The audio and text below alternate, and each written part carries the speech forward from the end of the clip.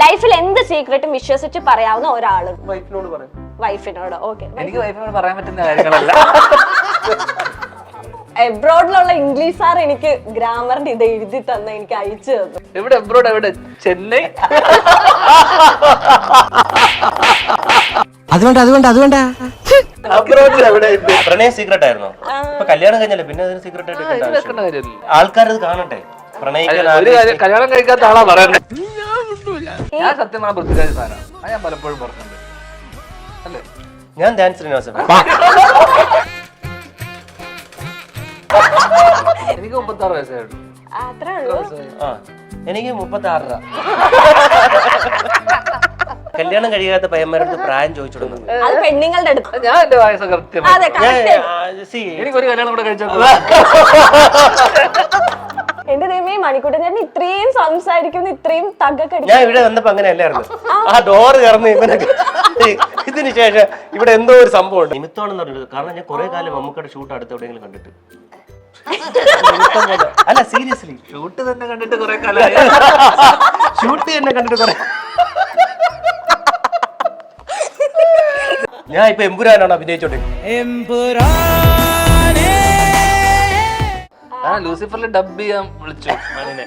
Dub ചെയ്യാൻ വിളിച്ചിട്ട് dub ചെയ്തു.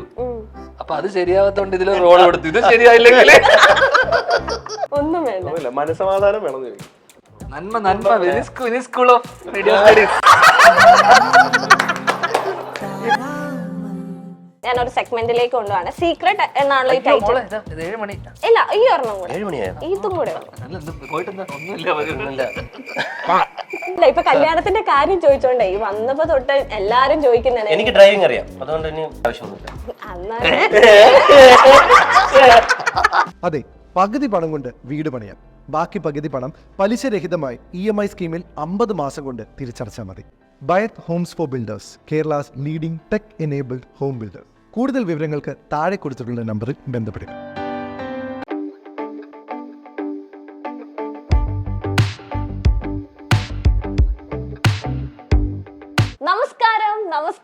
നമസ്കാരം. White homes on presents the കെന്ന ഷോ. സോ ഇന്ന് ഞാൻ ഭയങ്കര ഹാപ്പിയിലാണ് നിൽക്കുന്നത്. കാരണം എന്റെ ഷോ തുടങ്ങിയിട്ട് ഇതെന്റെ 2nd എപ്പിസോഡാണ്.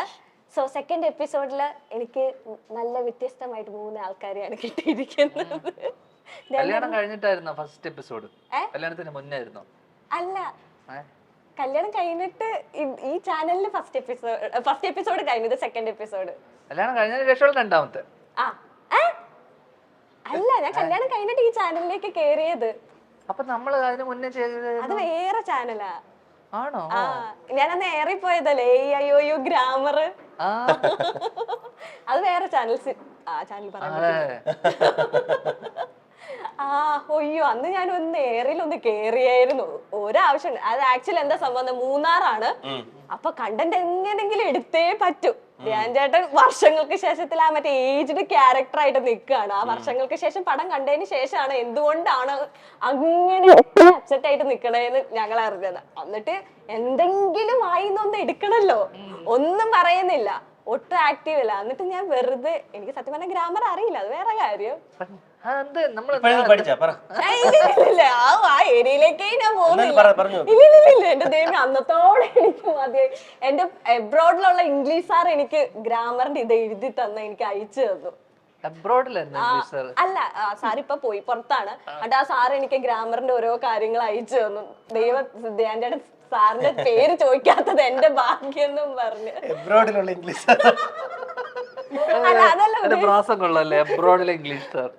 അങ്ങനെയല്ല, ഇപ്പൊ സാറ് എബ്രോഡാണ്. ഇംഗ്ലീഷ് സാർ എന്ന് പറഞ്ഞാൽ പോലെ എബ്രോഡിലുള്ള ഇംഗ്ലീഷ് സാറിന്റെ ആവശ്യമില്ലായിരുന്നു. അതാ നമ്മൾ നാട്ടിലുള്ള മലയാള സാർ എബ്രോഡിൽ ഇതല്ലേ. എവിടെ എബ്രോഡ്? എവിടെ? ചെന്നൈ?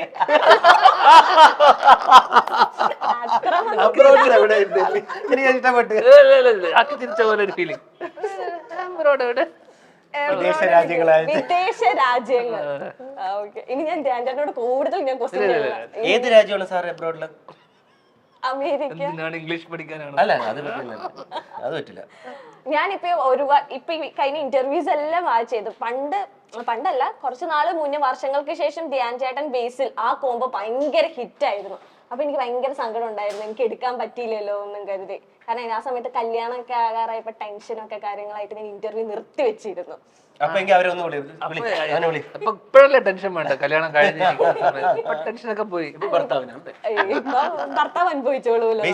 ഭർത്താവ് ഇവിടെ തൊട്ട് ബാക്കിൽ ഇരിപ്പുണ്ട്. ഭർത്താവ് സാധാരണ കൂടെ വരാത്തതാണല്ലോ പരിപാടിയുടെ, ഞാൻ അവനെ പലപ്പോഴായിട്ട് കണ്ടിട്ടില്ല. ഇപ്പൊ കൂടെ തന്നെ ഈ ചാനലിന്റെ കൂടെ തന്നെ വരുന്നുണ്ടല്ലോ. കാരണം എനിക്ക് വരാൻ വണ്ടിയില്ലല്ലോ. ഇവിടെ ഊബറോ മറ്റേത് ഒന്നും കിട്ടില്ല. ഭർത്താവ് ഭയങ്കര കെയറിങ് ഉള്ളതുകൊണ്ട് ഒറ്റയ്ക്ക് വിടുന്നില്ല, അതാണ്.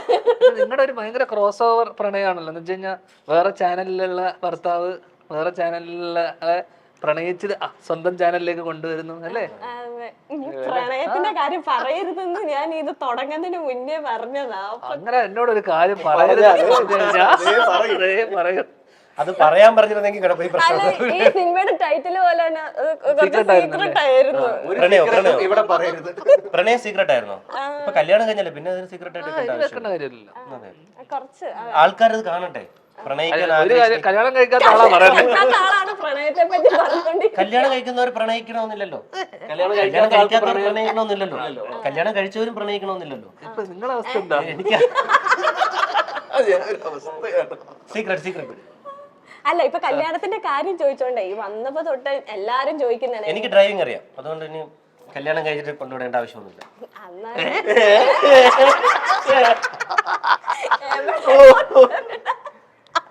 അത് ഭയങ്കര എനിക്കറിയാം. എവിടെ കൊണ്ടുവിടാനാ? അല്ല, ഞാൻ പൊതുവേ പറഞ്ഞത്.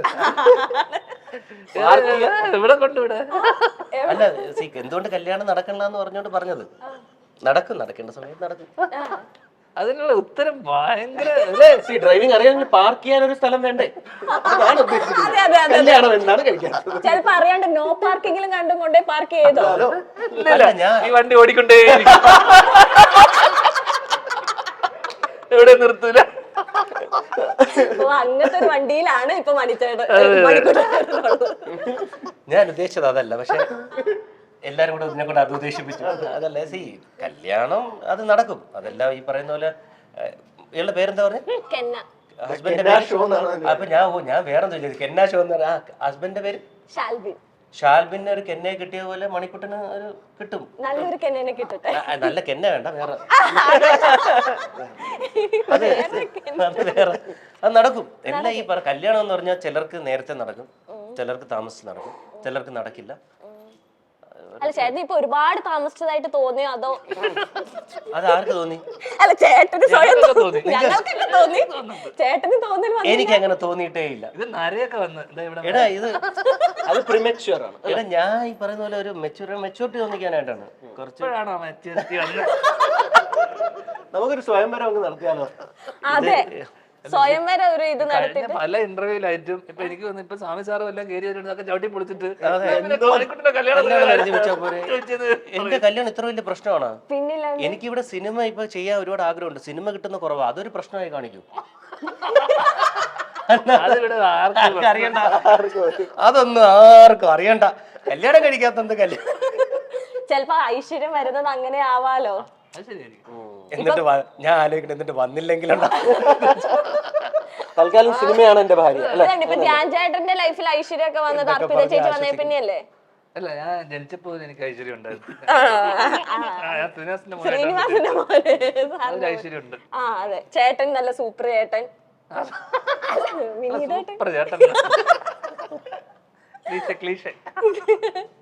ഓക്കെ, ഇനി നമ്മുടെ സിനിമയിലേക്ക് വരാം. സീക്രട്ട് എന്നാണ് മൂവിയുടെ നെയിം. അപ്പൊ ഈ ഒരു ടൈറ്റിൽ പറഞ്ഞ പോലെ തന്നെ എനിക്ക് പലപ്പോഴും തോന്നിയിട്ടുള്ളതാണ്, ധ്യാൻ ചേട്ടന്റെ മനസ്സിൽ ഒന്നും ഇരിക്കത്തില്ല. സീക്രട്ട് എന്ന് പറഞ്ഞ സംഭവേ എനിക്ക് തോന്നുന്നു വീട്ടുകാർ തന്നെ ഒളിച്ചും പാത്തായിരിക്കും എന്തെങ്കിലും രഹസ്യമൊക്കെ പറയുന്നത്. അപ്പൊ അങ്ങനെ ഒരു വ്യക്തി ഈ ഒരു ടൈറ്റിൽ സീക്രട്ട് എന്ന ഒരു മൂവിയിലേക്ക് ആക്ട് ചെയ്യുമ്പോൾ എങ്ങനെയൊക്കെയാണ് ക്യാരക്ടേഴ്സ് ഇതില്? അതുകൊണ്ട് തന്നെ എന്റെ അടുത്ത് ഇതിനെ പറ്റി കൂടുതലൊന്നും പറഞ്ഞിരുന്നില്ല. സീക്രട്ട് ആയിട്ട് തന്നെയാണ് എന്നെ കഥ പോലും സീക്രട്ട്. അല്ല, ഇത് സ്വാമി ഫിലിം, അതിനകത്ത് തന്നെ എല്ലാം ഉണ്ടല്ലോ. ഇത് ഒരു പുതുമുഖ സംവിധായകൻ, അതും ഗിന്നസ് റെക്കോർഡല്ലേ ആക്ച്വലി, അല്ലേ കൃഷ്ണ? ആക്ച്വലി അല്ലേ? 72ാമത്തെ വയസ്സിൽ ഡെബ്യൂ ആസ് എ ഡയറക്ടർ. അതും സാറിന്റെ ഒരു സിനിമയിൽ നമ്മളൊക്കെ അതും നേരത്തെ നമ്മൾ പല സ്ഥലത്തും പറഞ്ഞു ചെറുപ്പക്കാരെ വെച്ചിട്ട് അതിന് മുന്നേ സാറ് സാർ കഥ തിരക്കഥാ സംഭാഷണം ചെയ്തിരുന്നു പോസിറ്റീവ്. അപ്പം ഇങ്ങനൊരു സിനിമയിൽ നമ്മളൊക്കെ വിളിക്കാനും അല്ലെങ്കിൽ നമ്മൾക്കൊക്കെ അതിന്റെ ഭാഗമാകാൻ പറ്റുക എന്നുള്ളത് പറയുന്നത് തന്നെ വലിയ കാര്യമാണ്. അപ്പം ഈ സിനിമ ഇതെല്ലാം ഉണ്ട്. ഈ പറഞ്ഞ പുള്ളിയുടെ പേര് വരുമ്പോൾ തന്നെ അതൊരു ബ്രാൻഡാണ് നേരത്തെ പറഞ്ഞ പോലെ. അപ്പം അദ്ദേഹത്തിന്റെ ഒരു സിനിമയിൽ നമ്മൾ കഥ പോലും ചോദിക്കേണ്ട കാര്യമില്ല. നമ്മൾ പുള്ളിനെ വിശ്വസിച്ച് നമ്മൾ കംപ്ലീറ്റ് ആയിട്ട് പോയി അഭിനയിച്ചപ്പോൾ എൻ്റെ അടുത്ത് ഇതൊരു ബേസിക് ഐഡിയ മാത്രമേ എൻ്റെ അടുത്ത് തുടങ്ങുന്നതിന് മുന്നേ പറഞ്ഞിരുന്നുള്ളൂ. അത് ഒരു സിനിമയായി വരുമ്പോൾ അല്ലെങ്കിൽ സിനിമയ്ക്കുള്ളിൽ അത് പറഞ്ഞു വരുമ്പോൾ എങ്ങനെ ഉണ്ടാവും എന്നുള്ളൊരു എങ്ങനെ ആയി വരും എന്നുള്ളൊരു കൗതുകം, ഒരു ക്യൂരിയോസിറ്റി ഉണ്ടായിരുന്നു.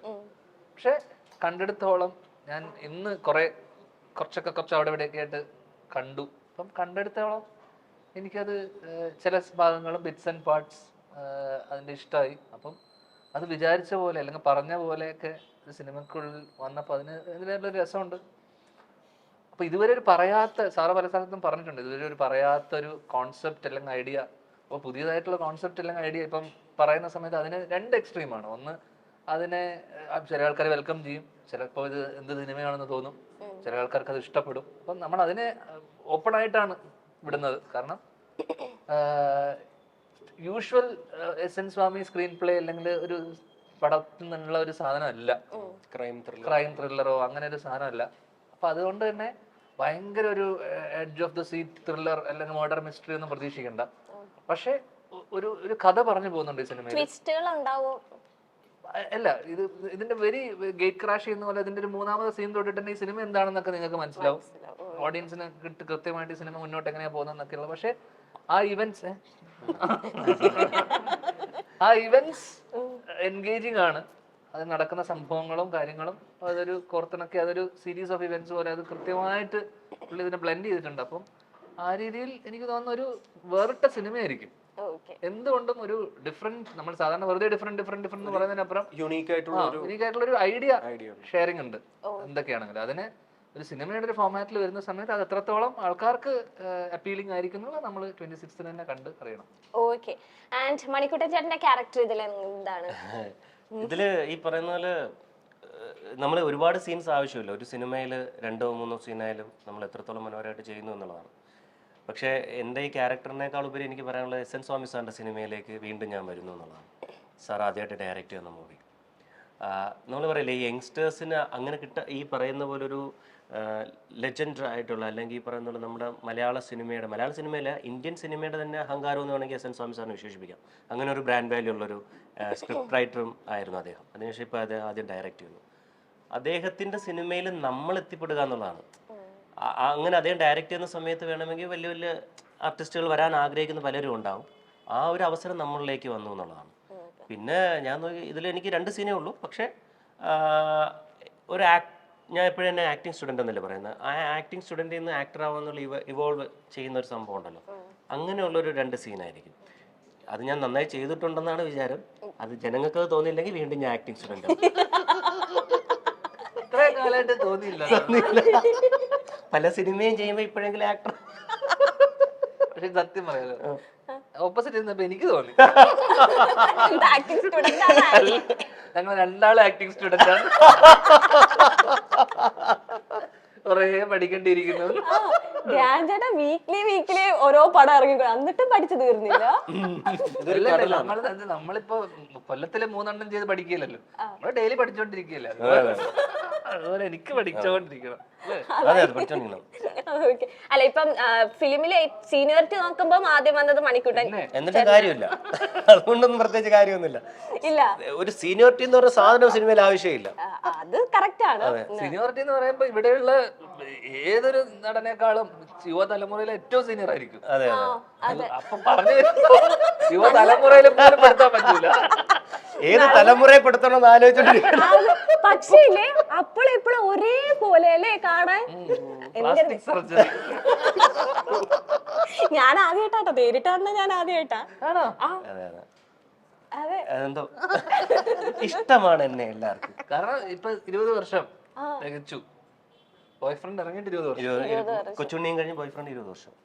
നിങ്ങൾ രണ്ടുപേരും സെയിം ഏജ് കാറ്റഗറി? 1 വയസ്സ് 2 വയസ്സ് വ്യത്യാസമുണ്ട്. മൂത്തത് ആരാ ഇതില്? സംശയം ഉണ്ടാ? ഞാൻ തന്നെ ആയിരിക്കും. എനിക്ക് 36 വയസ്സായിട്ടുള്ളൂ. അത്രേ ഉള്ളൂ. ആ എനിക്ക് 36. പറ, വെളിപ്പെടുത്ത്. കല്യാണം കഴിയാത്ത പയ്യന്മാരുടെ പ്രായം ചോദിച്ചിടുന്നത്. അത് പെണ്ണുങ്ങളുടെ അടുത്താ പ്രായം ചോദിക്കും. പെണ്ണുങ്ങൾ ഇപ്പൊ മാറ്റിയത് ഇത്ര പെട്ടെന്ന് മാറ്റിയാ. ഞാൻ എന്റെ വയസ്സ് കൃത്യം. അതെ, correct. എനിക്കൊരു കല്യാണം കൂടെ കഴിച്ചാൽ ഞാൻ എന്റെ പ്രായം പറയാമേ. അയ്യോ, എനിക്ക് 38 വയസ്സ്. 2 വയസ്സ്. ഓക്കെ, 38 വയസ്സ്. പക്ഷെ കണ്ട ഒരു പക്ഷെ പക്വത നോക്കുമ്പോ 38 വയസ്സിന് വിശ്വസിച്ചല്ലേ? 20 വർഷം മുന്നേ അഭിനയിച്ച ആള് അന്ന് എന്തായാലും 25 വയസ്സുണ്ടാവില്ല. അന്ന് അത്രയില്ല. ഞാൻ വളരെ എന്നെ ഇങ്ങനെ ഇരിക്കുന്ന കണ്ടോട്ട് അസൂയാണ്. അത് ശരിയാ. 16 16 17 ബോയ് ഫ്രണ്ട്. അഭിനയിക്കണം മിനിമം 18 വയസ്സ്. ഡ്രൈവിംഗ് ലൈസൻസോ? അത് പണ്ട് അച്ഛൻ്റെ അടുത്ത് പോയി പറയും, അച്ഛൻ എനിക്ക് അഭിനയിക്കണം, അച്ഛൻ അഭിനയിക്കണം എന്ന് പറഞ്ഞ ശ്രീനിവാസ് സാർ പറയും, എടാ 18 വയസ്സാവട്ടെ എന്നാലും അഭിനയിക്കാൻ പറ്റും. അതെ, 18 നീ അത് വിശ്വസിച്ചാ? അത്ര പൊട്ടറ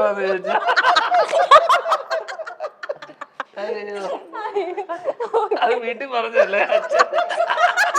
സ്വന്തം വീട്ടിൽ പറഞ്ഞ കാര്യം എന്റെ അടുത്ത്. എന്റെ അച്ഛൻ എന്നെ അങ്ങനെയല്ല വളർത്തി.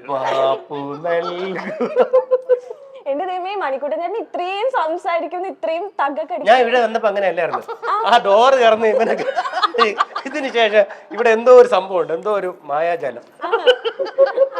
അല്ല, ഫസ്റ്റ് ടൈം ഞാൻ സത്യം പറയട്ടെ, ഞങ്ങൾ അഭിനയിക്കുമ്പോ പോലും ഞങ്ങൾ അഭിനയിക്കുമ്പോലെ കാരണല്ലേ എന്താന്ന് നമുക്ക് രണ്ടാമത് അറിഞ്ഞൂടാ. ആ സീനിൽ എന്താ നടക്കണം നമ്മൾ അറിയുന്നില്ല. അപ്പൊ ഒന്നും മിണ്ടൂല. കാരണം എന്താന്ന് ചോദിച്ചാൽ അങ്ങോട്ടും ഇങ്ങോട്ടും പറഞ്ഞു കൊടുക്കാമെന്ന് അറിയില്ല. പിന്നെ ഞങ്ങള് മാറി നിന്നിട്ട് ഇപ്പൊ കിഴക്കാണ് സംസാരിച്ചത്. ഇപ്പഴാണ് നിങ്ങൾ ആ ഒരു അല്ല, ഞങ്ങൾ അവിടുന്ന് സംസാരിച്ചു. ആ സീനിന്റെ ഇടയിലൊന്നും നമ്മള് സംസാരിക്കും. ഒരു മിണ്ടാട്ടമില്ല. ഞാൻ അത് ചോദിക്കണമെന്ന് ആഗ്രഹം ഉണ്ടായിരുന്നു. അപ്പൊ വളരെ സീരിയസ് ആയിട്ട് ഇരിക്കുന്ന ക്യാരക്ടർ ആയിട്ട് ഇരിക്കണമെന്ന് പിന്നെയാണ് മനസ്സിലായി, ഒന്നും മനസ്സിലാവാതെ ഇരിക്കുകയാണ്.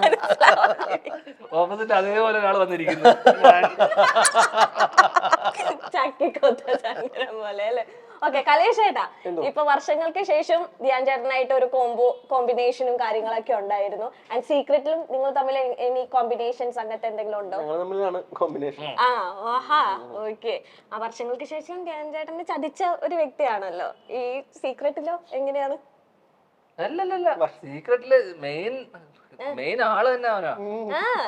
അപ്പൊ ഈ മനസ്സിലാണ് എല്ലാ സീക്രട്ടും ഇരിക്കുന്നത്. ഇതില് പറയുന്ന പല കാര്യങ്ങളും, ഇതിലുള്ള ഞാൻ പറഞ്ഞില്ല, ഈ കോൺസെപ്റ്റും ഇതിന്റെ തിയറി വശങ്ങളൊക്കെ, തിയറി മൊത്തം പറയുന്നത്, അതിന്റെ വശങ്ങളൊക്കെ പറയുന്നത് ഡോക്ടറാണ്. ഡോക്ടർ സൈക്കോളജിസ്റ്റ്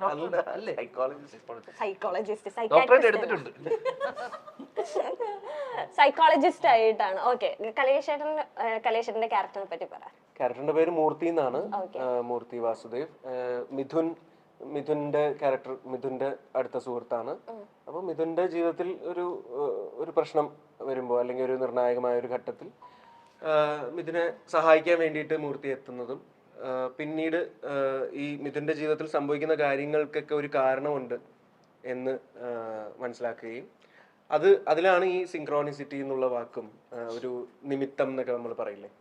അപ്പം അതൊക്കെ ലൈക്ക് ഇതിനൊക്കെ ഒരു കണക്റ്റിംഗ് പോയിന്റ് ഉണ്ട്, ഇതൊക്കെ ഒരു ഡെസ്റ്റിനിയാണ് എന്ന് മിഥുന് മനസ്സിലാക്കി കൊടുക്കുന്ന ഒരു ക്യാരക്ടറാണ്. അപ്പോൾ എൻ്റെ ക്യാരക്ടറാണ് പിന്നീട് രഞ്ജിത്ത് സാറിന്റെ അടുത്ത് ധ്യാനിനെ കൊണ്ടുപോകുന്നതും അവിടെ തൊട്ടാണ് കഥ വേറൊരു തലത്തിലേക്ക് മാറുന്നത്. അപ്പൊ അങ്ങനത്തെ ഒരു ക്യാരക്ടറാണ്. വളരെ നല്ലൊരു റോളായിരുന്നു. എനിക്ക് സ്വാമി സാർ എഴുതുന്ന സംഭാഷണമൊക്കെ പറയാൻ പറ്റുക, അതൊക്കെ തന്നെ വലിയൊരു ഭാഗ്യമായിട്ട് കരുതുന്നു. ഈ സീക്രട്ട് എന്ന് പറഞ്ഞ ഈ മൂവിയുടെ മോഷൻ പോസ്റ്റർ റിലീസ് ആയത് മമ്മൂട്ടി കമ്പനി യൂട്യൂബ് ചാനലിലാണ്. അപ്പൊ ഈ മമ്മൂട്ടി കമ്പനി ആയിട്ട് ഈ പടത്തിന് എന്തെങ്കിലും ബന്ധമുണ്ട്? ഒരുപാട് കമന്റ്സ് അങ്ങനെയാണ് വന്നിരിക്കുന്നത്. ഞാൻ കമന്റ്സ് എടുത്ത് നോക്കിയപ്പോ മമ്മൂട്ടി കമ്പനിയാണോ എന്ന ഹിറ്റ് ഉറപ്പ് എന്ന രീതിയിലാണ് വന്നിരിക്കുന്നത്. മൂന്നാളും തമ്മിൽ യാതൊരു ബന്ധമില്ല. സ്വാമി സാറും കമ്പനിയും തമ്മിൽ, അവര് കമ്പനി ആയതുകൊണ്ട്. പക്ഷെ ഇതിനൊരു ഇൻസിഡന്റ് ഉണ്ട് അളിയാ. ഇന്നിപ്പോ രാവിലെ ഞാൻ ഇന്റർവ്യൂവിന് വന്ന സമയത്ത് ഞാൻ എന്റെ ഫ്രണ്ടിന്റെ വീട്ടിലാണ് താമസിച്ചത്. അവിടെ നിന്ന് വണ്ടി എടുത്ത് ഇറങ്ങിയപ്പം മമ്മൂക്കയുടെ ഒരു സിനിമയുടെ ഷൂട്ട് അടുത്ത് കിടക്കുന്നു, തൊട്ടടുത്താണ് ഫ്ലാറ്റില്. അല്ല, മമ്മൂക്കായിട്ട് ഗൗതം മേനോൻ സാറിന്റെ. കാരണം ഇവിടെ വന്ന് പലരും ചോദിച്ചു മമ്മൂക്കായിട്ട് എന്തെങ്കിലും ബന്ധമുണ്ടോ. അതെനിക്ക് അറിയില്ല, നിമിത്തമാണെന്ന് പറഞ്ഞത്. കാരണം ഞാൻ കുറെ കാലം മമ്മൂക്കയുടെ ഷൂട്ട് അടുത്ത് എവിടെയെങ്കിലും കണ്ടിട്ട്. അല്ല, സീരിയസ്ലി ഷൂട്ട് തന്നെ കണ്ടിട്ട് കുറെ കാലമായി. ഷൂട്ട് തന്നെ കണ്ടിട്ട് കുറെ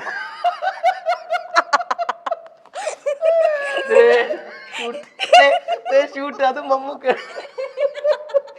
ദേ കൊറേ ആൾക്കാർ കൂടി കഴിഞ്ഞ ഞാൻ പോട്ടാ. ആ ബാക്കി പറ, കംപ്ലീറ്റ് ആട്ടെ.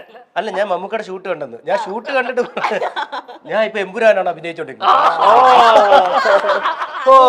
കൊച്ചിക്കരുത്. അതിനൊരു കഥയുണ്ട്. ആ എംബ്രാനിൽ ആക്ട് ചെയ്യുന്നുണ്ട്. ലൂസിഫറിൽ ഡബ് ചെയ്യാൻ വിളിച്ചു മണിനെ. ഡബ് ചെയ്യാൻ വിളിച്ചിട്ട് ഡബ് ചെയ്തു. അപ്പൊ അത് ശരിയാവാത്തോണ്ട് ഇതിൽ റോൾ കൊടുത്തു. ഇത് ശരിയായില്ലെങ്കിൽ തിരിച്ച് ഡബിങ്ങിലോട്ട് തന്നെ പോകും.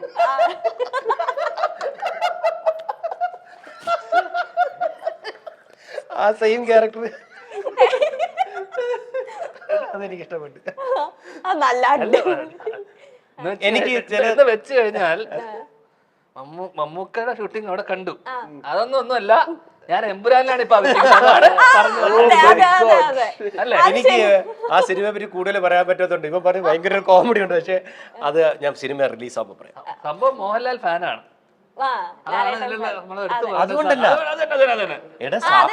മണിക്കൂട്ടൻ ഞാൻ ബിഗ് ബോസിൽ പറഞ്ഞിട്ടുണ്ട്. ഞാൻ എല്ലായിടത്തും പറയും ഞാൻ ലാൽ സാർ ഫാനാണ്. അതിനർത്ഥം മമ്മൂക്കനെ അപ്പൊ ഇഷ്ടമല്ല. അല്ല, മലയാളി നമ്മൾ പറയട്ടെ, മലയാളികളുടെ അടുത്ത് ആരത്ത് ചോദിച്ചാലും മമ്മൂക്കയെ ലാലേട്ടനെ ഒരേപോലെ ഇഷ്ടമാണ് നമുക്ക്. നമ്മുടെ അല്ല ഞാൻ പറയാം, അല്ല ഞാൻ പറഞ്ഞുതരാം. ഇവനായിരിക്കും, പക്ഷേ അതുകൊണ്ട് ലാലേട്ടൻ ഇഷ്ടമല്ലേ?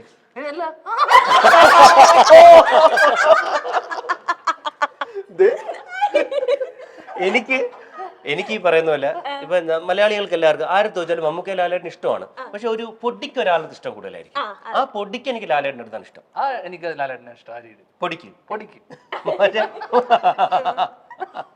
അപ്പൊ ഞാൻ ചേട്ടനെ വിളിച്ചിട്ട് പറഞ്ഞു മമ്മൂക്ക ഫാനാണ്. അല്ല പൊടിക്ക് അല്ല പൊടിക്ക് അങ്ങോട്ടും ഇങ്ങോട്ടും ആവാനല്ലോ. എനിക്ക് ഞാൻ ലാലേട്ടൻ ഫാനാണ്, അത് സമ്മതിക്കുന്നു. പക്ഷെ എനിക്ക് മമ്മൂക്ക ഒരിക്കലും എനിക്ക് ഒരാളുടെ മാത്രം ഫാനാകാൻ പറ്റൂല. സിനിമ കിട്ടുമെന്നുള്ളതുകൊണ്ടല്ല.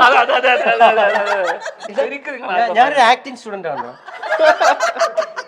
നീ എന്താ അവൻ ആക്ടിങ് സ്റ്റുഡന്റ്, നീ പറയാൻ ആക്ടിങ് സ്റ്റുഡന്റ്. സത്യം പറയാം, ഇന്ന് അവിടെ പോയിട്ട് ചാൻസ് ചോദിച്ചു അവിടെ ഇറക്കി വിട്ടോടനെ.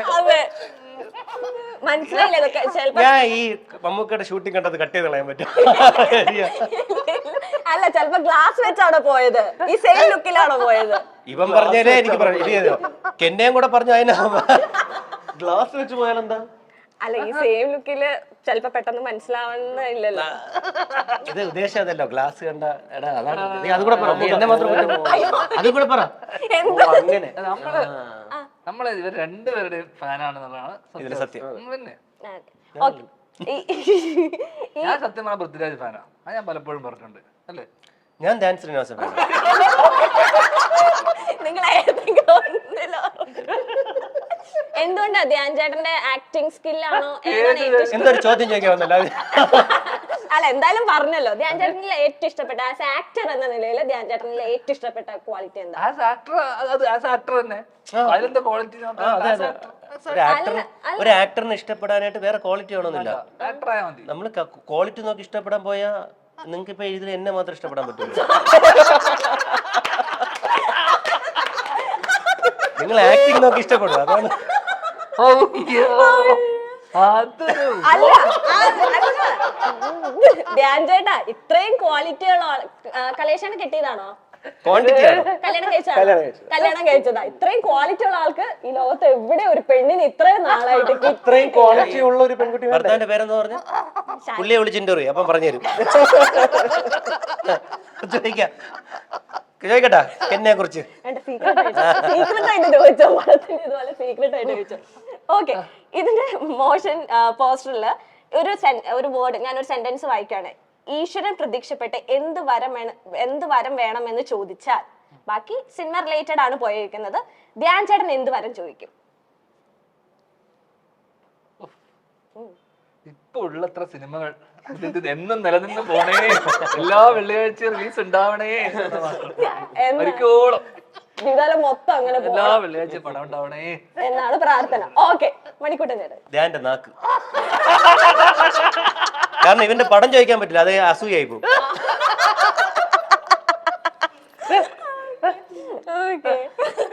ധ്യാൻ ചേട്ടന്റെ നാക്ക്. കലേഷ് ചേട്ടാ? നീ വിനീത് ശ്രീനിവാസനുമായിട്ട് ബന്ധപ്പെട്ട് അല്ല വിനീതന്റെ ഏത് എയർപോർട്ടിൽ സ്വന്തമായിട്ട് വിനീതന്നെ എപ്പോഴും എയർപോർട്ടിൽ വെച്ചാണ് കാണുന്നത്. അതെ അതെല്ലാ ഇന്റർവ്യൂലും പറഞ്ഞു, അതല്ലാണ്ട് വേറെ സ്വന്തമായിട്ട് ഒരു എയർപോർട്ട് കിട്ടണം. വിനീതായിട്ട് അവിടെ വന്ന് ഫ്ലൈറ്റ് കയറണം. പൈലറ്റ് ആ പൈലറ്റ് പഠിക്കുന്ന പറ വേറെ പറ. ചാൻസ് ചോദിച്ചു പോവാന്ന്. ഒന്നുമില്ല അല്ല പറ ഒരു വരം പ്ലീസ് പറ. ഇവരങ്ങനെ കളി കറക്റ്റ് പറഞ്ഞു. അതെ ഇവര് കറക്റ്റ് ആയിട്ട് പറഞ്ഞു. കലേഷേട്ടൻ ഒന്നുമില്ല. ഇപ്പം എന്തായാലും ചോദിച്ചു ഈശ്വരൻ പ്രതീക്ഷിക്കപ്പെട്ട എന്ത് വരം വേണമെന്ന് ചോദിച്ച ഒരു വരവും വേണ്ട. ഒന്നുമില്ല. പൈസ ഒന്നും കൊടുക്കേണ്ടി വരില്ല. ഒന്നും വേണ്ട. ഒന്നുമില്ല. മനസ്സമാധാനം വേണമെന്ന് ചോദിക്കും.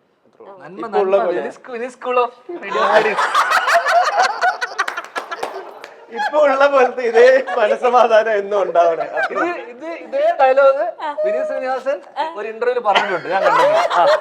എന്താ ജീവിതത്തിൽ വേണ്ട മനസ്സമാധാനം. അതെ ഹാപ്പിനെസ് രണ്ടുപേരും ഒരേപോലെ ചിന്തിക്കാൻ പാടില്ലേ?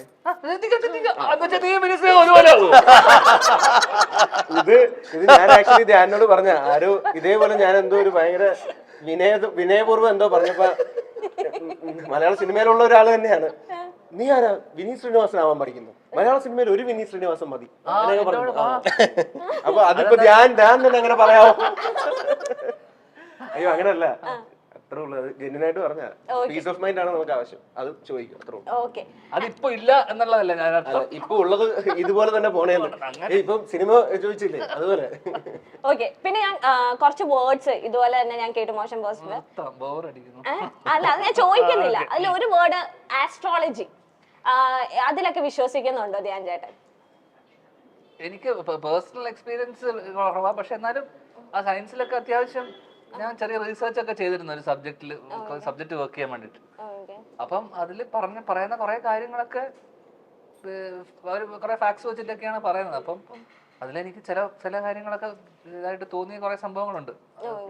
അല്ല എന്തെങ്കിലും ഇങ്ങനെ നോക്കിയിട്ട് ഈ കൈ ഞാൻ പേഴ്സണലി അങ്ങനെ നോക്കിയിട്ടൊന്നുമില്ല. മണിക്കൂട്ടൻ ചേട്ടനോ? കല്യാണം കഴിഞ്ഞിട്ടില്ല നോക്കി അത് പറഞ്ഞിട്ട് വേണം അടുത്ത നോക്കിയില്ലേ നോക്കിക്കൂടെ. ഞാൻ ഈ വിശ്വാസങ്ങളെ കുറിച്ചാണ് ചോദിക്കുന്നതെങ്കിൽ ഞാൻ എല്ലാ വിശ്വാസത്തെയും ബഹുമാനിക്കുന്നു. നിരീശ്വരവാദത്തെയും ഞാൻ ബഹുമാനിക്കുന്നു. മതമല്ല ഞാൻ മീൻസ് ഇത് ആസ്ട്രോളജി ഇതെല്ലാം നമ്മള് ആസ്ട്രോളജി ഒരു സയൻസായി കണ്ടാൽ മതി. ഷോ ഞാൻ ഇപ്പൊ പറഞ്ഞു പറഞ്ഞായല്ലോ. വേറെ എവിടെയെങ്കിലും പറയാൻ പറ്റുമോ? വേറെ സ്ഥലത്ത് പറയാം. ആസ്ട്രോളജി ഞാൻ നോക്കിയിട്ടുണ്ട്. നോക്കിയില്ലെന്നൊന്നും പറയാൻ പറ്റില്ല. നോക്കിയിട്ടുണ്ട്. നേരത്തെ പറയാം 38 വയസ്സായ കല്യാണം നടക്കുമ്പോ എന്താണ് കാരണം നോക്കി. അപ്പൊ അതിലും കുഴപ്പമില്ല. അല്ല അത് നോക്കാറുണ്ട്. ഞാൻ നോക്കാറുണ്ട്. ഞാനൊരു സെഗ്മെന്റിലേക്ക് കൊണ്ടുപോകാം. ഇയാൾ ആസ്ട്രോളജി നോക്കാറുണ്ട്? ചോദിക്കില്ല ആസ്ട്രോളജി. അല്ല ആസ്ട്രോളജി ഇപ്പൊ പറഞ്ഞ പോലെ ഒരു സയൻസ് ആണ്. അതിനെ ഒരു റിലീജിയനുമായിട്ട് ബന്ധപ്പെടുത്തേണ്ട കാര്യമില്ല. ഇപ്പം ആസ്ട്രോളജിയും ഇപ്പൊ ഞാൻ ചെയ്യുന്ന ഇപ്പൊ സൈക്കോളജിയും ഇതെല്ലാം എവിടെയോ കണക്റ്റഡ് ആണ്. അത് കാരണം ഈ പ്ലാനറ്ററി പൊസിഷൻസ് ആണല്ലോ ആസ്ട്രോളജി. അതേപോലെ നമ്മുടെ ഉള്ളിൽ നമുക്ക് തോന്നുന്ന തോന്നലുകളാണ് സൈക്കോളജി. ഇത് രണ്ടും തമ്മിൽ എവിടെയോ ഒരു കണക്റ്റിംഗ് പോയിന്റ് ഉണ്ട്. അതുകൊണ്ടാണ് നമുക്ക് ഇൻറ്റ്യൂഷൻസ് ഒക്കെ തോന്നുന്നത്. ചിലപ്പോൾ നമ്മൾ പറയില്ലേ എനിക്ക് അങ്ങനെ തോന്നി. ആ ഇൻറ്റ്യൂഷൻ എപ്പോഴും തോന്നാറില്ലല്ലോ, എപ്പോഴൊക്കെയോ ആണ് തോന്നുന്നത്. അപ്പം ഇത് തമ്മിൽ എന്തോ ഒരു കണക്ഷൻ ഉണ്ട്. ചേട്ടാ ഞാൻ പറഞ്ഞത് കെന്ന ഷോയുടെ സെക്കൻഡ് എപ്പിസോഡാണ്. അത് നിങ്ങൾ 3 പേരെ വെച്ചാണ് ചെയ്തിരിക്കുന്നത്. ഫസ്റ്റ് എപ്പിസോഡ് ഇനാഗ്രേറ്റ് ചെയ്തത് മല്ലികാമ്മയാണ്. അപ്പൊ മല്ലികാമ്മയോട് ഞാൻ ഇങ്ങനെ ഇന്റർവ്യൂ ചെയ്ത് ഇങ്ങനെ ക്വസ്റ്റ്യൻസ് ഒക്കെ ചോദിക്കണം വിട്ടത്. മല്ലികാമ്മയോട് ഞാൻ ഒരു ക്വസ്റ്റ്യൻ ചോദിച്ചു. ഫിലിം ഇൻഡസ്ട്രിയിൽ മക്കളെ പോലെ തോന്നുന്ന ആരാണ് അല്ലെങ്കിൽ ഫേവറേറ്റ് ആയിട്ടുള്ള ആരാന്ന് പറഞ്ഞപ്പോ മല്ലികാമ്മ പറഞ്ഞത് ധ്യാൻ ശ്രീനിവാസൻ, അജു വർഗീസ്, നിവിൻ പോളി. ഇവരുടെ 3 പേരാണ്. പൊടിക്ക് ഇഷ്ടം കൂടുതൽ ധ്യാൻ ചേട്ടനെയാന്ന് പറഞ്ഞു. അപ്പൊ ഞാൻ അതിന്റെ പൊടിക്ക് ഇഷ്ടം കണ്ട പൊടിക്ക് ഇഷ്ടം അങ്ങനെ ഒരു സയൻസ് ഉണ്ട്. പൊടിക്ക് ഇഷ്ടം എന്നൊരു സാധനം ഉണ്ടല്ലേ. മല്ലികമ്മ പറഞ്ഞപ്പോ ഓഹോ, നമ്മൾ പറഞ്ഞപ്പോ ഹേ ഹേ 2 പടവും കളഞ്ഞിട്ട്. അപ്പൊ അതിന്റെ ഞാൻ ഒരു ഇത് കാണിച്ചു തരാം. സംസാരിക്കാൻ എല്ലാവരും ഇരിക്കാം. ഇപ്പൊ ഈ ഇടയ്ക്ക് ഒരുപാട് ഇപ്പൊ വർഷങ്ങൾക്ക് ശേഷം മൂവിനെ കുറിച്ച് പറഞ്ഞതും അതൊക്കെ ഭയങ്കര ഓപ്പൺ ആയിട്ടാണ്. എന്റെ സ്വന്തം ചേട്ടനാണ് ഡയറക്ട് ചെയ്യുന്നത്, പക്ഷെ ആ പറയുന്നതിൽ ഒരു ക്യൂട്ട്നെസ്സും കാര്യങ്ങളും. തീർച്ചയായിട്ടും ധ്യാൻ തമാശ കലർത്തി പറയുന്നു, കാര്യങ്ങൾ ശരിയാണ്. ചിലതൊക്കെ അച്ഛനും സഹോദരനും ഒക്കെ ആയതുകൊണ്ട് ഇച്ചിരി കൂട്ടി പറയുന്നതായിരിക്കും. പക്ഷെ ധ്യാൻ്റെ സംസാരത്തിനകത്ത് നമ്മളെ എന്തോ ഒരു തുറന്ന പുസ്തകം പോലെ സംസാരിക്കുന്ന ഒരു വ്യക്തിയായിട്ട് നമുക്ക് അങ്ങനെയാണല്ലോ പലരും സംസാരിക്കുക കേൾക്കുമ്പോഴേ, ഇത് ചുമ്മാ ആർട്ടിഫിഷ്യലായിട്ട് ഒരു തക്കയോ മൂടി വെച്ചിട്ട് അത് ഇതില്ല, അങ്ങനെ തോന്നയില്ലല്ലോ. ഭയങ്കരമായിട്ട് ധ്യാൻ സംസാരിക്കുന്നത് നമ്മളിങ്ങനെ കേട്ടോണ്ട്, ഞാൻ എന്തെങ്കിലും ധ്യാൻ്റെ ഒരു ഇന്റർവ്യൂ ധ്യാൻ സംസാരിക്കുന്നത് ഇങ്ങനെ കേട്ടോണ്ടിരിക്കും. അത് എന്റെ മല്ലികാമ്മ പറഞ്ഞു, ധ്യാന്റെ ഇന്റർവ്യൂ വരുമ്പോ ഞാൻ റൂമിൽ പോയിട്ട് ആരും എന്നെ വിളിക്കണത് ഇഷ്ടമല്ല, എനിക്ക് ആ ഫ്ലോയിൽ അങ്ങ് കാണണം. എനിക്ക് ഇടയ്ക്ക് ഈ ചേച്ചിമാരെ വിളിക്കുമ്പോ ധ്യാന്റെ ഇന്റർവ്യൂ കാണുന്നത് അത്രയ്ക്ക് ഇഷ്ടമെന്നാണ് പറയുന്നത്. നമുക്ക് തിരിച്ചും അതേ ഇഷ്ടമുണ്ട്, മല്ലികാമ്മനോട് അതേ ഇഷ്ടം. എന്നിട്ട് ഞങ്ങള് വിളിച്ചു, എടുത്തോ ഫോൺ, മല്ലികാമ്മയോട് ഇത്ര ഇഷ്ടമുണ്ട്. ഫോണൊന്നും വിളിക്കേണ്ട കാര്യമില്ല, ഇഷ്ടം മനസ്സിൽ മതി. ഭയങ്കര ഇഷ്ടം, അത്ര ഇഷ്ടം. എന്നിട്ടില്ലേ ഞങ്ങൾ ആ ഷോയില് തുടങ്ങുന്നതിന് മുന്നേ വിളിച്ചു, അപ്പൂച്ചേട്ടൻ വിളിച്ച എടുത്തില്ല. ഓക്കെ, അപ്പൊ മല്ലികാമ്മ പറഞ്ഞത് ഞാനൊന്ന് വിളിച്ചു നോക്കട്ടെ എന്ന് പറഞ്ഞ് മല്ലികാമ്മ ഫോണിൽ വിളിച്ചു, എന്നിട്ട് എടുത്തില്ല. അപ്പൊ പറയും ഇതാണ് ഈ കൊച്ചിന്റെ. അപ്പം പറഞ്ഞു ഈ ക്വസ്റ്റ്യൻ ഒന്നും കൂടെ ചോദിക്കും, ഞാൻ ആൻസർ അടുത്ത അജു അപ്പോഴും എടുക്കണില്ല, അടുത്തൊന്നും കൂടെ ചോദിക്കും നിവിൻ.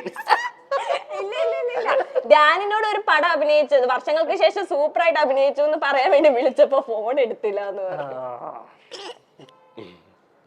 അത് പറയുമ്പോ തല കുനിച്ചേ. അല്ല ഞാൻ അറിഞ്ഞില്ല വിളിച്ചത്, സത്യമായിട്ട് ഞാൻ കണ്ടില്ല. കണ്ടെങ്കിൽ ഞാൻ തീർച്ചയായിട്ടും തിരിച്ചു വിളിച്ചേനെ, അല്ലെങ്കിൽ കാണാത്തതുണ്ടോ? നിങ്ങളടുത്ത് വെള്ളിയാഴ്ച വല്ലതാണോ ആ ഇത് ഇന്റർവ്യൂ എടുത്തത്?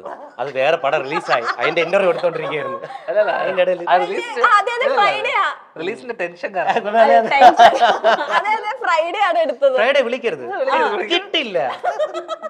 Saturday Monday. ഓക്കെ, നെക്സ്റ്റ് ഞാൻ ഒരു സെഗ്മെന്റിലേക്ക് കൊണ്ടുപോവാണ്. സീക്രട്ട് എന്നാണല്ലോ ഈ ടൈറ്റിൽ. 7 മണി. ഇല്ല, ഈ ഒരെണ്ണം കൂടെ, 7 മണിയായോ? ഇതും കൂടെ പോയിട്ടെന്താ ഒന്നുമില്ല, പോയിട്ടൊന്നുമില്ല. 3 പേരോടാട്ടോ സ്പീഡ് ഉത്തരം പറഞ്ഞു. അഭിനയിച്ച സിനിമയുടെ ലൊക്കേഷനിൽ വെച്ചുണ്ടായ ഒരു സംഭവം ഇന്നും ഒരു സീക്രട്ടായി സൂക്ഷിച്ചിട്ടുണ്ടോ? അഭിനയിച്ച സിനിമയുടെ ലൊക്കേഷനിൽ വെച്ച് നടന്ന ഒരു സംഭവം മാത്രം പറഞ്ഞാൽ മതിയോ? അത് ഏത് മൂവിയാന്നും കൂടെ പറഞ്ഞോ. ഇൻസിഡന്റ് ഒന്നും പറയണ്ട. അഭിനയിച്ച സിനിമയുടെ ലൊക്കേഷനിൽ വെച്ചുണ്ടായ ഒരു സംഭവം ഇന്നും ഒരു സീക്രട്ടായി സൂക്ഷിച്ചു വെച്ചിട്ടുണ്ടോ? പല സിനിമകളിലും വെച്ചിട്ടുണ്ട്. അതിലേതെങ്കിലും ഒരു മൂവി പറയാം. ഈ ഡയറക്ടർമാർ തെറി വിളിക്കണേ നമുക്ക് പബ്ലിക്കായിട്ട് പറയാൻ പറ്റും. പേര് പറയാൻ പറ്റില്ല, പേര് പറയാൻ പറ്റില്ല. ഈ പടത്തിന്റെ പേര് പറയാം. അതെനിക്കല്ല, സീക്രട്ട്. ധ്യാൻ ചേട്ടാ ഏതാ സൂക്ഷിച്ചു വെച്ചിട്ടുണ്ടോ ആ ഒരു ഇൻസിഡന്റ്? ഉണ്ട്, ഇഷ്ടംപോലെ ഉണ്ട്. ഇഷ്ടംപോലെ ഉണ്ട്. ഓക്കെ, ഒരു മൂവിയുടെ പേര് വെച്ചാ? വർഷങ്ങൾക്ക് ശേഷം പറഞ്ഞാ പോരെ, പേര് പറഞ്ഞു. അതെ, കലേഷ് ചേട്ടാ. അങ്ങനെയുള്ള ഇൻസിഡൻസ് മനസ്സിലുണ്ട്, അതിങ്ങനെ സീക്രട്ട് ആയിട്ടൊന്നും സൂക്ഷിച്ചല്ല. എവിടെയും അങ്ങനെ പറയേണ്ട കാര്യമൊന്നുമില്ലല്ലോ. ലൈഫിൽ എന്ത് സീക്രട്ടും വിശ്വസിച്ച് പറയാവുന്ന ഒരാളുണ്ട്, നെയിം പറയണേ. എന്റെ അങ്ങനെ ഒരാളേ ഇല്ല. നമ്മൾ ഒന്നിച്ച്. കലേഷ് ചേട്ടൻ വൈഫിനോട് പറയാം. വൈഫിനോട്. ഓക്കെ, എനിക്ക് വൈഫിനോട് പറയാൻ പറ്റുന്ന കാര്യങ്ങളല്ല. എല്ലാ സീക്രട്ടും പരസ്യമാക്കുന്ന ഒരു ഫ്രണ്ട്. അതേ ഉള്ളൂ. ഇന്ന് തന്നെ നടന്നാണ് ധ്യാൻ ഇന്ന് കേട്ടസിയുടെ കാര്യം പറഞ്ഞു, കംപ്ലീറ്റ് ഇന്റർവ്യൂല് വന്ന് അത് പറയുകയും ചെയ്തു. എന്റെ അടുത്ത് ചോദിച്ചു, എടാ നല്ല ഡ്രസ്സ് എന്ന് പറഞ്ഞു. ഞാൻ പറഞ്ഞു കേട്ടസി കാര്യം ഒന്ന് ചോദിച്ചു കഴിഞ്ഞാൽ തിരിച്ച് അണ്ടർ ഗാർമെന്റ്സിൽ പോയിട്ട് വരുമെന്ന് പറഞ്ഞു. ആദ്യം ഇന്റർവ്യൂല്